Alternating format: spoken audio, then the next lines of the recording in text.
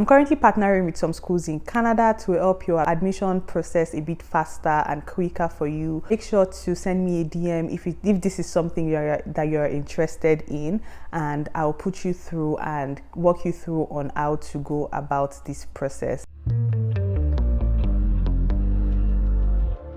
Hi guys, welcome back again to my channel. My name is Dami, and if you're new to my channel, you're most definitely welcome. I'm Damilola and I'm a YouTuber based in London, Ontario, Canada. I came to Canada in 2020 as a student, and I'm right now on my pathway to permanent residency in Canada. Feel free to join this channel by clicking the subscribe button down below, and also don't forget to like this video. When you're done with this one, feel free to also check out some of my other content as well. In today's video, guys, like I always do, I dish out some useful information that can help you as a student, as a permanent resident, or if you're seeking to come work in Canada. And today's video is nothing short of that. Today's video is for people that are already considering coming to Canada as a student but don't know where to start from. I know there's so much information, like on the internet there's so much information, and you're not sure what step to take, where to start from. So you're all over the place and you're so confused right now. So this video is me breaking down your first steps in your journey to studying in Canada. This would be like a continuous series, especially when I see people ask me questions that are very important and related to this series that I'm about to start right now.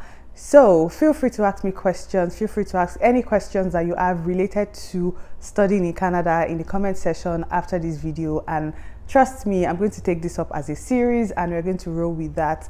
Okay, so like I said, in today's video, it's going to be the first steps that you should be taking if you're considering coming to Canada to study at all. So like I always ask people that are very close to me or people that I know personally, why do you want to come to Canada? What is your end goal? What is your aim for coming to Canada? Do you want to come to Canada just because you want to school? Are you aiming to come to Canada because you're hoping to remain in Canada, become a permanent resident in Canada, start working in Canada, and eventually maybe become a citizen in Canada? If that's your goal, if that's your aim, it may be different from someone that just wants a degree or someone that just wants to do a master's and go back to their home country. So I always ask people this: what is your goal? What is your aim? If you're coming from a country like mine, I am very certain, or maybe not very certain, but 80% of the time, most people want a country where they can settle, where they can start working after they finish school and eventually become a part of the community in this country. So if that's your aim, if that's your goal, you need to be more strategic. You need to get more information. You need to be more open-minded about different things. You need to ask more questions. This is because some of the schools in Canada do not give you opportunity to remain in the country.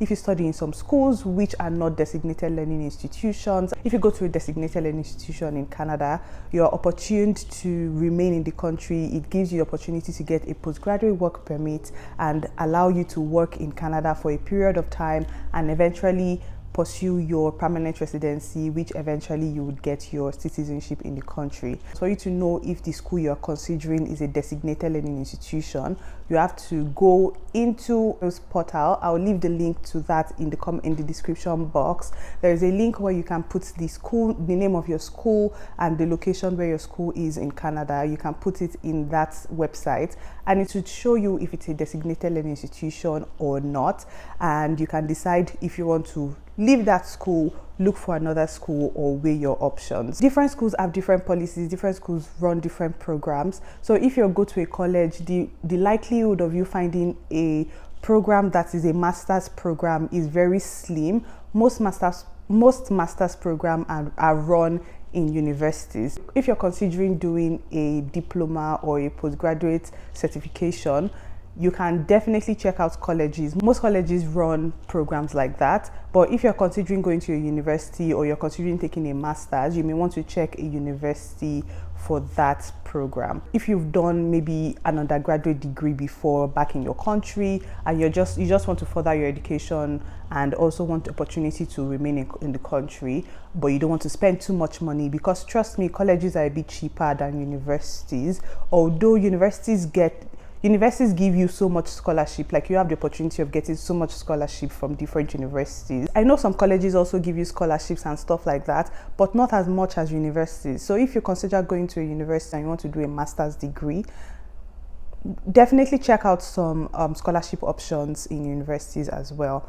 The post-secondary schools that you're likely to find in Canada are colleges, universities, and vocational schools. So those three are different, and they have some slightly different rules, and each school in different provinces, different cities across the country have their own set rules and policies that you need to consider. If you've broken down your options and you've seen that, okay, I want to go for a college, or I want to go for a university, and you've picked maybe a few schools, definitely reach out to the school to make sure that your previous background suits what the school is looking for. So for instance, if you want to do maybe a master's in computer science, and maybe you went to a university in Nigeria, you came out with a third class, the school you're considering may not necessarily admit students that are third class graduate from back in their country. So you definitely need to reach out to the international student department in the school to make sure that your background or your previous educational history matches what the school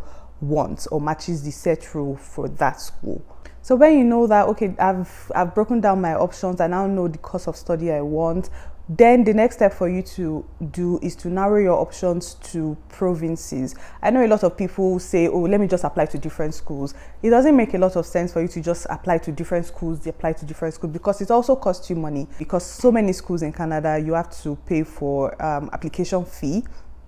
And it could range from $75 to like $200 depending on the school. So instead of you investing so much money applying to like 10 schools or 8 schools, break it down to provinces. If you say, okay, I want to go to Ontario, you can break it down and say, I'm looking at applying to 4 schools within Ontario, or applying to 3 schools within Ontario, rather than applying to maybe 3 schools in Ontario, 3 schools in Alberta, 2 schools in Nova Scotia, and you're just wasting money, spreading money across different provinces. I always say to people that make sure you narrow it down. If you've decided that, okay, I know people or I have family members in Alberta, and I know that I'll prefer to settle in Alberta when I come to Canada, definitely explore that option. Apply to schools in Alberta first before you start considering other places. That helps you not waste time, and also helps you not waste your money as well. Another thing I always advise people to do, make sure that you start your application process very, very early.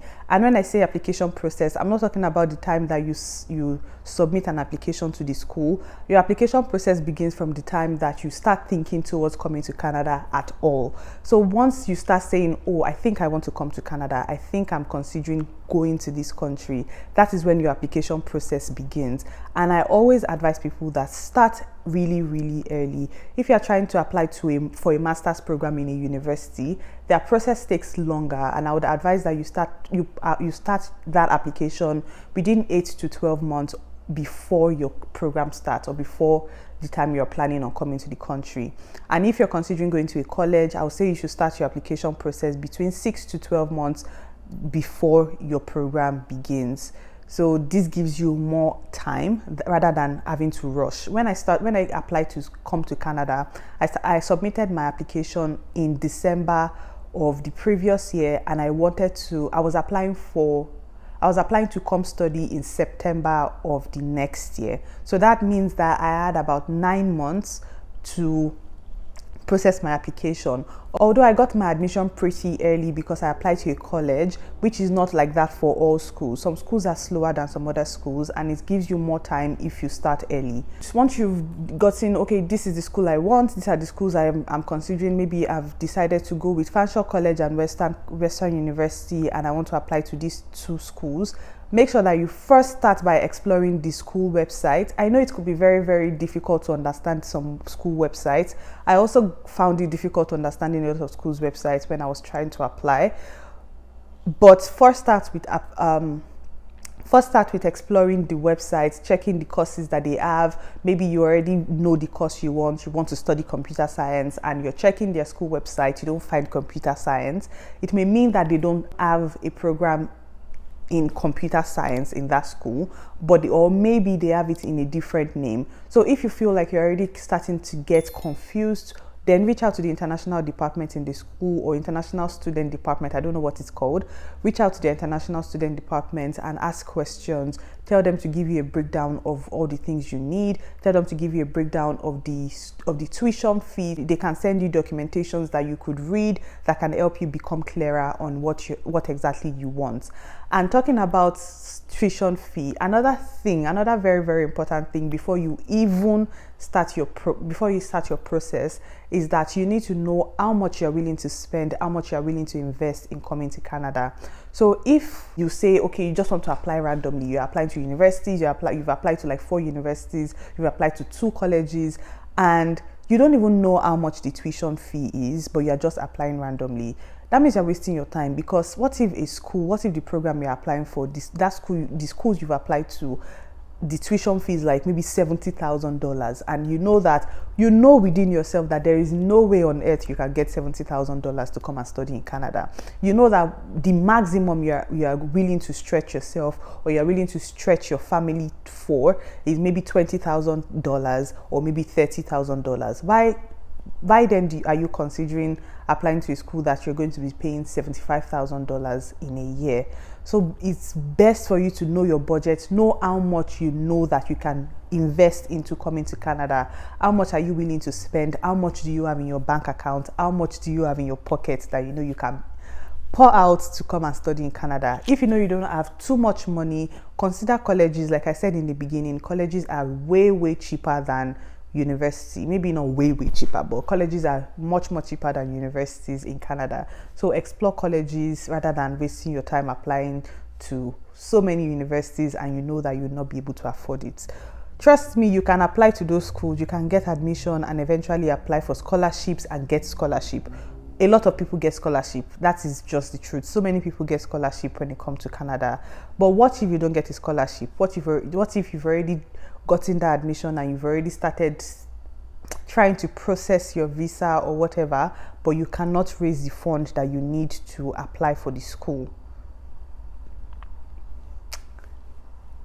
That's a waste of time. So going back to your information finding phase, make sure you're also asking the school if you need to get a language test. Most likely, if you're applying from a school like Nigeria or a school like Ghana, you are most likely not going to be needed to get an English test done.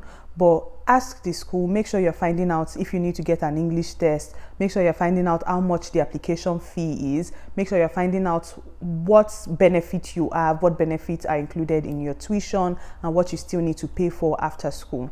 So make sure you're finding out all those information so that you know that, okay, aside my tuition fee, aside the school fees I'm looking for, aside my proof of fund I need to gather together, what extra expense am I supposed to consider before I decide and make my final decisions? Another very important thing for students that are considering coming to Canada, Canada is very big. Like, Canada is a very, very big country. Canada is literally the second biggest country in the world in landmass. So there's so many places you can go to. There are different provinces you can decide you want to go to. So weigh your options. Don't just say, okay, because I have people in Ontario, I want to come to Ontario. If you know that deep down you really want to go to a school in Alberta, or you want to go to a school in Nova Scotia, or you want to go to a school in British Columbia, these places are totally different places. They have different cost of living, they have different minimum wage, their way of life is totally different from each other. So make sure that you are exploring, make sure you know exactly what you want, make sure you find out the cost of living, how much it's going to cost you to get an accommodation, how much it's going to cost you to live your life on a daily basis, how fast is it going to be for you to get a job in that province. Random questions like that. Ask yourself those random questions. And also, when you find out that, okay, this province is more expensive, like for instance, you can't compare someone that is in a school in Vancouver with someone that is in a school in Alberta. They may be paying the same tuition fee, but eventually what they are paying, their cost of living is way, way different from each other. Someone in Vancouver, British Columbia can be paying maybe 1,000 Canadian dollar or 800 Canadian dollar for a shared space, literally just a small room in an apartment, and another person in Alberta can be paying the same $800 for an entire apartment that they own to themselves. So it depends on what you want. If you're going to Alberta and you're staying in a shared space in Alberta, there's a possibility that you probably get a room for $400. I don't know, I've not lived in Alberta, but I know it's a cheaper province compared to British Columbia or compared to Ontario. So make sure you know how much you're willing to go, how much you're willing to stretch yourself for, and if you know, you know. Another very important thing that a lot of people don't consider, I also made this mistake when I was coming to Canada. I don't want to say it's a mistake because obviously everything happens for a reason, but another thing people don't consider is the fact that, like I said, Canada is big and different provinces have different policies. Most provinces have their own pathways to permanent residency. Although Express Entry is like a general pathway for people in different provinces and people in different countries across the world, but some of these provinces have their own provincial nomination, which could make your life easier. There are so many people, I've heard stories of people that even got their permanent residency before they finish school.